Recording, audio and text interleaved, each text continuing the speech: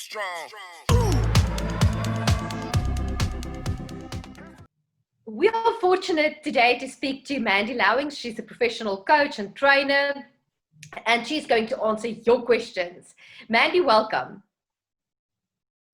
Thank you. Thank you for having me. Mandy, obviously with some of the virtual races that are coming up, and we've seen so many races, but today we specifically talk about the Cape Town Marathon. They have some amazing distances, and I think it's a huge challenge for many people. If I remember correctly, there's a 5K, there's a 10K, there's a 21, and there's a 42. If you are able to do 5Ks at the moment, and you want to take on a little bit of an extra challenge for the Cape Town Marathon and up your distance to a 10K, what is necessary to do to make sure that you will be successful on the 18th of October with the Cape Town Marathon if you want to attempt the 10K? Okay, lovely question. Thank you. So I want to start off by saying that to anybody that's already doing 5 kilometers, don't think, oh, that's my limit, that's my maximum, it's so hard and I don't think I can go any further. Because if you look back to when you started to train for your 5 kilometer, you probably thought that a 5 kilometer was something that you wouldn't have been able to achieve. So because now you're looking at almost doubling, or you are doubling the distance, you've got, I think it's just sort of 3 months left until the virtual race on the 18th of October. And it is a goal that is achievable. Everybody and every athlete does train differently or does respond differently to training. So there is no one written formula or plan that is going to work for anybody. But what I suggest to people is start with, say, a 2-week where you're doing a build phase on your program, and maybe a 1-week recovery week, 2-week build phase, 1-week recovery. If you're finding that that is fine, you can even push it to a 3-week build phase and a 1-week recovery. So what I'm trying to say is that when you do a build phase, you build on the current mileage that you've got. So 5 kilometers is we call it your base training then. That's what you can manage comfortably. From there, you want to be able to add on, say, 500 meters onto what would have been your longer run, your 5 kilometer run, in build week number 1. And by build week number 2, maybe add another 500 meters into your longer run. So you add in a gradual increase into the distance, and then you have a recovery week, so that your body adapts when you go through your phases of the building and while you're training. And then you've always got to, what we say, take your foot off the accelerator, have a week where you allow your body to recover. It's not just about a recovery from day to day, it's also about a recovery from a build phase and then into a recovery week. So for a 5 to a 10 kilometer, I would suggest that they are training 4 days per a week. Doesn't matter how you want to split up your 4 days. So for example, let's look at Monday through to Sunday.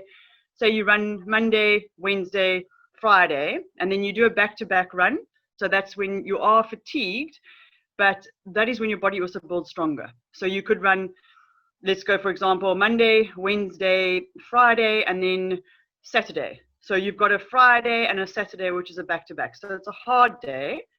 One of those wouldn't necessarily be one of your longer runs because you're already running on tired legs. So for example, then you make your Wednesday a longer run where you will be adding on, like I said earlier, the 500 meters onto your current 5 kilometer training that you're doing. So you're now running, say your 5 kilometers takes you 30 minutes, just add on 5 minutes, run for 35 minutes. The following week, if your 35 minutes has gone wrong, add on another 5 and go to 40 minutes. Then if you're going on a 2-week build phase, 1-week recovery, the next week you back it down to your maximum, which was a 5K, your 30 minutes. And then you go back, and the next week will be a build phase again, another 2 weeks of a build phase, but you don't then just go to 5.5 or say 35 minutes. You'll go back to your 40 minutes where you finished off. Am I making sense? That is such great advice. Thanks, Mandy. It's a pleasure. So Mandy, would there be any speed work in that training block or in that 12 weeks, or would it just be building up to the 10K distance? There's 2 things that people look at when it comes to running, running in particular. People want to do a longer distance and they want to do it faster. So I always say to people, when you're trying to do, for this example, your first 10-kilometer race, just go to do your 10-kilometer. Because if you start adding a 10-kilometer, plus you want to do it in a certain time, you're new to running as it is. You've only just completed 5 kilometers. So if you now go and add on speed work and you add on mileage, your risk of injury, those are your 2 areas that if you're going to injure, those are 2 areas that will injure you. Adding on too much mileage too soon and adding in speed work when your body is still adapting to being a runner.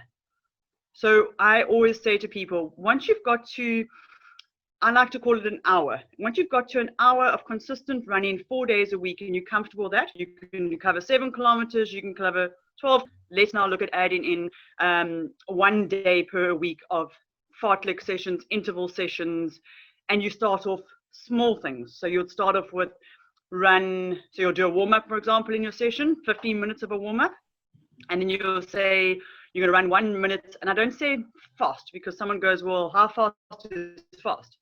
Everybody's fast is different. So in the beginning to athletes, I say, for 1 minute, I want you to increase your pace. So I want you to run faster than what when you're more out of breath, faster than what your normal pace would be, and then I want you to run easy for 2 minutes, and then run hard again for 1 minute, increasing pace for 1 minute, easy for 2 minutes. And maybe your first session, you might do 5 of those repeats. So that'll be, 15 minutes of intervals and then a cool down. So it's all about, as I said, the body adapts and there's an adaptation phase. Everybody's adaptation phase is different and everybody's body responds differently to stress. Running is a stressful thing on the body from a cardiovascular point of view, but also from a pounding point of view on your legs. So we've got to respect the fact that the body needs time to adapt. And it's like the old saying says, practice makes perfect. Practice here makes you a better runner. So somebody just running twice a week, it's not, in my opinion, it's not enough. Your body doesn't get used to it enough. It's not enough. 4 times a week is where you start to say, hang on, I'm going to start to see results. Be strong.